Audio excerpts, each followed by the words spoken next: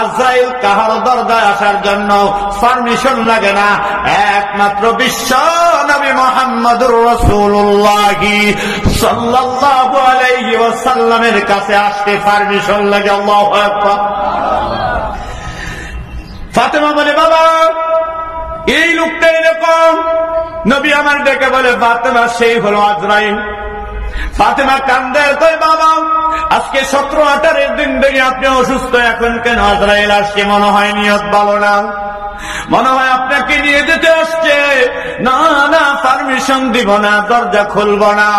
আল্লাহর নবী বলে, ফাতেমা শুনে না, কইটা আমার একটা আল্লাহর ফেরেশতা, আল্লাহর বান্দা, তাকে কাহারো দরজায় কাহারো কাছে যেতে হলে পারমিশন লাগে না, দরজা খোলার প্রয়োজন হয় না, ঠিক না রে? ঠিক। কিন্তু তোমার পিতা বিশ্ব নবী ইমামুল মুরসালিন এই জন্য পারমিশনের অপেক্ষায় আছে। আল্লাহু আকবার। সুদজুদাস রাহমাতাল লিল আলামিন মসজিদে মুর্শিদ হামারু ইয়া জামিন আকরামদ নফলকে মেরাজ আম্বিয়া আউলিয়া মুহতাজ। যদিও তিনি সবার শেষে আসছে, কিন্তু তিনি সমস্ত নবীদের ইমাম, ঠিক না বেঠি?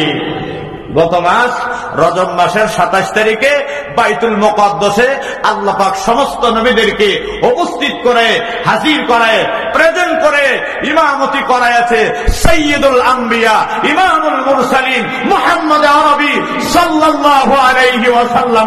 সুবহানাল্লাহ। ফাতেমা তাকে অনুমতি দেওয়ার প্রয়োজন নাই, কে কাহার অনুমতির জন্য সে অপেক্ষা করে না, যখন সময় তখনই চলে যায়, ঠিক না বেঠি? قُلْ لَوْ كُنتُمْ فِي بُيُوتِكُمْ لَبَرَزَ الَّذِينَ كُتِبَ عَلَيْهِمُ الْقَتْلُ। কাতাল মানে মওত। হে নবী বলে দেন, যার মৃত্যু যেখানে যেভাবে সেইভাবে সেখানে হবে। সে যদি ঘরের ভিতরে বৈশা থাকে, তার বাসভবনে বৈশা থেকে কোথায় যায় না, ভিডিও কনফারেন্সে কাজ করে, মনে রাখবাই যার মৃত্যুটা যেভাবে আমার আল্লাহর কলমে লেখা সেভাবেই তার মৃত্যু হবে, ঠিক না বেটি? मौत जिस दिन आ गए क्या हालत हुई मर्दा के। ঠিক না? মৌত যখন চলে আসবে তখন কি হালাত হবে?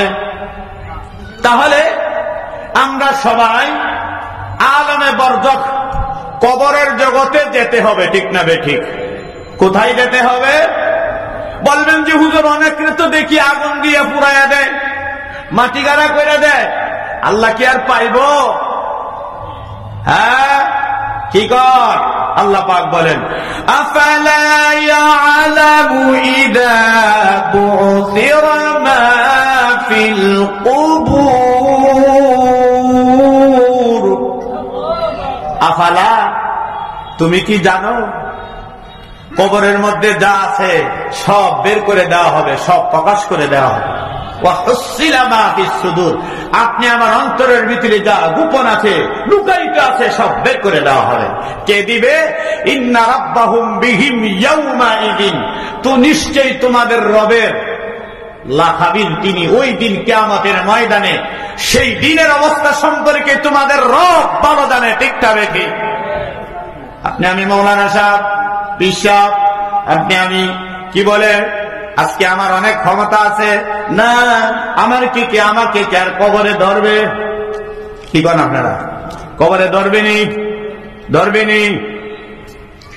এই কবরের মধ্যে আলমে বরজখের মধ্যে যখন মানুষ থেকে না হবে, আল্লাহর নবী বলেন, ওয়া ইন্না মিনাল কবরি রাউযাতুম মির রিয়াদিল জান্নাহ আও হুফরাতুম মিন হুফারিন মিনান নার।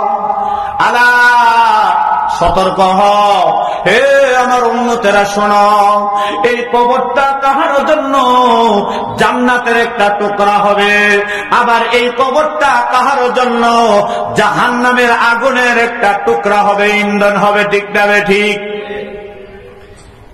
এই দুইটা কামের, এই দুইটা দুই ধরন কেন হবে? এই দুই ধরন হবে নেক আমলের কারণে, ঠিক না ঠিক? একটা হলো বদ আমল, ফামান ইয়া'মাল মিসকালা যাররাতিন খায়রান ইয়ারা ওয়া মান ইয়া'মাল মিসকালা যাররাতিন শাররান ইয়ারা। তোমাদের মধ্যে যে নেক আমল করবে, নেক আমল থেকে সাধারণ যাররা পরিমাণ যদি নেক আমল নিয়ে যায় তার বদলাও দেওয়া হবে।